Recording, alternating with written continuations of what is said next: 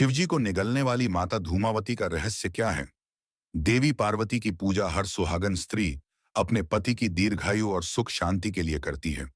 लेकिन देवी का एक ऐसा स्वरूप भी है जिसकी पूजा सुहागन स्त्रियां नहीं करती हैं। माँ पार्वती के इस स्वरूप को धूमावती कहा जाता है। माँ धूमावती अपने इस स्वरूप में एक विधवा स्त्री के रूप में मानी जाती है, जो वैधव्य और दरिद्रता का प्रतीक है। धार्मिक मान्यताओं के अनुसार सुहागन स्त्रियों के सौभाग्य पर वैधव्य का कोई प्रभाव न पड़े, इसलिए वे धूमावती माता की पूजा नहीं करती हैं। देवी पार्वती सुहागन से विधवा कैसे बनी और उन्हें धूमावती नाम क्यों मिला, इसके पीछे एक प्रचलित कथा है। इस रहस्यमयी कथा को आज हम लोग जानेंगे। उससे पहले माता पार्वती के सच्चे भक्त कमेंट में जय मां पार्वती जरूर लिखें। एक बार देवी पार्वती को अत्यधिक भूख लगती है। वे भगवान शिव से भोजन देने का आग्रह करती हैं।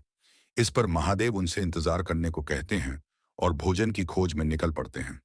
फिर समय धीरे धीरे बीतता जाता है, लेकिन भोजन की व्यवस्था नहीं हो पाती। भूख से व्याकुल देवी पार्वती का धैर्य टूट जाता है और अंत में वे शिव को ही निगल जाती हैं। शिव के लोप होते ही देवी पार्वती का स्वरूप विधवा जैसा हो जाता है। दूसरी ओर शिव के गले में मौजूद भयंकर विष के कारण देवी पार्वती का शरीर धुआं जैसा हो जाता है। फिर बाद में भगवान शिव अपनी माया से देवी पार्वती के शरीर से बाहर आते हैं। इसी के बाद भगवान शिव देवी पार्वती से कहते हैं कि देवी आप अब इसी स्वरूप में पूजी जाएगी। इसी वजह से देवी को माता धूमावती के नाम से जाना जाता है।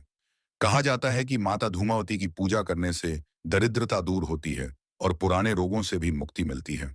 माँ इस रूप में कौवे की सवारी करती है